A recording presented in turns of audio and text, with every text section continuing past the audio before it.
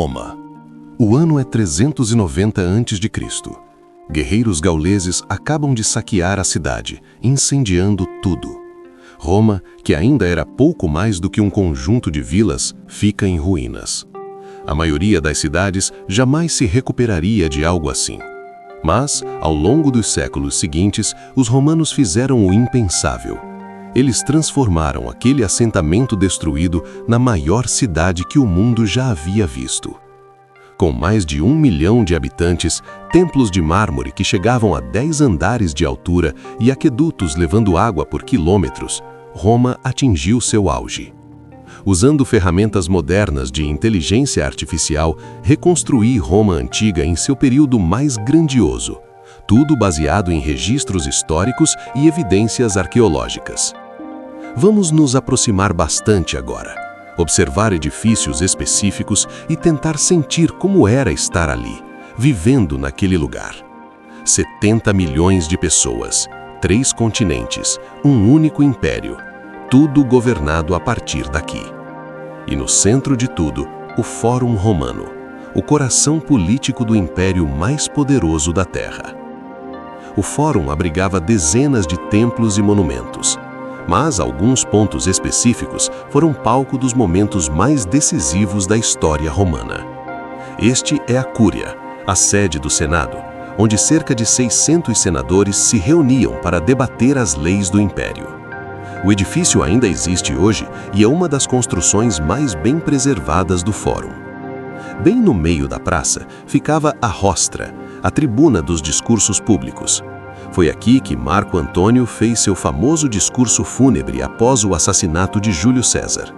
Não conhecemos suas palavras exatas, mas fontes antigas relatam que ele ergueu a toga ensanguentada de César diante da multidão e leu seu testamento em voz alta, revelando que César havia deixado dinheiro e jardins para todos os cidadãos romanos.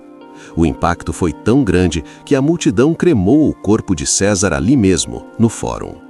Exatamente nesse local, os romanos construíram o Templo de Júlio César, tornando-o o primeiro romano da história a ser declarado um deus. Mas talvez o lugar mais sagrado de todo o Fórum fosse este pequeno templo circular, o Templo de Vesta. Dentro dele, uma chama ardia continuamente por mais de 1000 anos, cuidada pelas vestais. Os romanos acreditavam que se esse fogo se apagasse, o império também cairia. Essas mulheres serviam por 30 anos e deviam permanecer virgens. Quebrar esse voto significava ser enterrada viva. Em contrapartida, elas possuíam privilégios que nenhuma outra mulher romana tinha. Podiam possuir propriedades, conceder perdão a prisioneiros e estavam entre as figuras mais respeitadas de Roma, até que o cristianismo encerrou essa tradição no ano 394. O Senado, a chama sagrada, a tribuna dos discursos, e isso é apenas uma pequena parte do que existia aqui. Essa única praça era o coração pulsante do império mais poderoso do mundo. Mas os imperadores viviam logo acima, no Monte Palatino.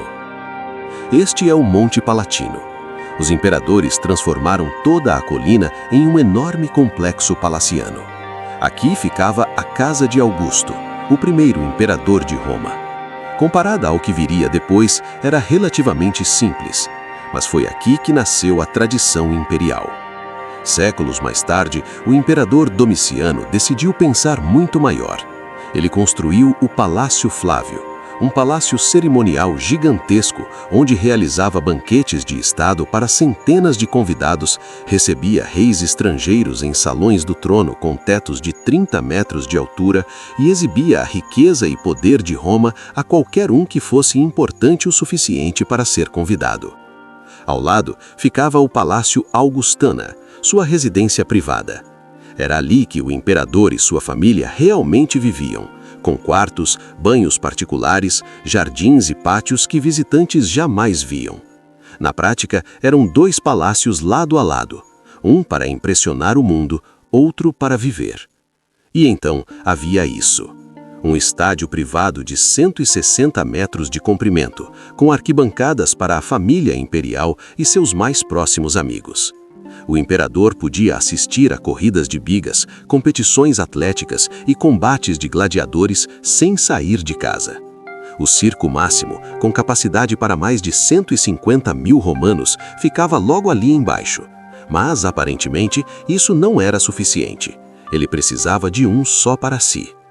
Enquanto Domiciano assistia aos espetáculos do alto do palácio, a verdadeira ação acontecia lá embaixo, no Circo Máximo, o maior estádio do mundo antigo. Mais de 150 mil romanos se espremiam ali para assistir às corridas de bigas, o esporte mais perigoso e obsessivo do Império. Os pilotos alcançavam velocidades de até 75 km por hora. As colisões eram tão violentas que recebiam o nome de naufrágios. Muitos amarravam as rédeas à cintura, o que significava que, se caíssem, poderiam ser arrastados até a morte. Mas os sobreviventes se tornavam absurdamente ricos. Um dos pilotos mais famosos ganhou o suficiente para alimentar toda a cidade de Roma por um ano inteiro. E os fãs eram igualmente intensos. A cidade se dividia em 4 facções: azuis, verdes, vermelhos e brancos. A loyaldade era tão extrema que brigas e tumultos nos estádios às vezes terminavam com milhares de mortos. Isso não era apenas entretenimento, era obsessão. Mas o local mais famoso que sobreviveu até hoje é o Coliseu. Bem menor, com cerca de 50 mil lugares, mas que resistiu por quase 2000 anos. E o nível de violência ali era muito pior. Porque no Coliseu, a violência não era um acidente, era o objetivo. Ao longo de cerca de 300 anos, estima-se que 400 mil pessoas morreram naquela arena. Gladiadores, criminosos, prisioneiros e escravos. Centenas de milhares de animais também foram mortos. Um dia típico começava com execuções ao amanhecer, caças a animais ao meio-dia e lutas de gladiadores à tarde. Tudo isso só era possível graças ao que existia sob o piso da arena. Um labirinto de 2 andares onde escravos operavam 28 elevadores, fazendo animais e combatentes surgirem de repente por alçapões. Para o público parecia mágica. Eles nunca viam a máquina, apenas o espetáculo. Mas quando não estavam assistindo à morte, os romanos também eram profundamente religiosos. Eles construíram templos magníficos por toda a cidade, a maioria dedicada a um só Deus. O Panteão era diferente. O Panteão foi construído para homenagear todos os deuses ao mesmo tempo. É exatamente isso que o nome significa: todos os deuses. Foi a maneira do imperador Adriano de não deixar nenhum de fora. O Panteão é o edifício mais bem preservado de Roma antiga. E não por acaso, ele é uma obra-prima de engenharia. Mesmo assim, o Panteão não era o edifício mais sagrado de Roma. Essa honra pertencia ao Templo de Júpiter, o rei dos deuses, no topo do Monte Capitolino, uma das 7 colinas de Roma, erguendo-se diretamente sobre o Fórum. Construído em 500 anos antes de Cristo, o Templo de Júpiter era um dos mais antigos e importantes da cidade, dedicado a Júpiter, Juno e Minerva. Era ali que terminavam as procissões triunfais. Após conquistar novos territórios, durante mais de 800 anos, esse templo foi o coração espiritual do Império. Mas, diferente do Panteão, ele não sobreviveu. Incêndios o destruíram várias vezes e hoje quase nada resta. Os templos davam poder espiritual a Roma, mas o Império foi construído de verdade com força militar. Quebrando séculos de tradição que proibiam tropas dentro da cidade, os imperadores instalaram a guarda pretoriana em um grande quartel, transformando seus próprios guardas na maior ameaça ao trono. Enquanto os imperadores temiam seus próprios guardas, os cidadãos comuns dependiam de algo ainda mais vital: os aquedutos, como o Aqua Claudia, um dos 11 grandes aquedutos de Roma. Ele percorria 69 quilômetros desde nascentes nas montanhas até a cidade. Ao entrar em Roma, erguia-se sobre enormes arcos de pedra com quase 30 metros de altura, o equivalente a um prédio de 9 andares. E o mais impressionante, partes dele ainda estão de pé quase 2000 anos depois. Mas Roma não era só monumentos, era uma cidade viva, com mais de 1 milhão de pessoas. Então, onde elas viviam? Imagine que você é um romano comum, talvez um artesão ou comerciante.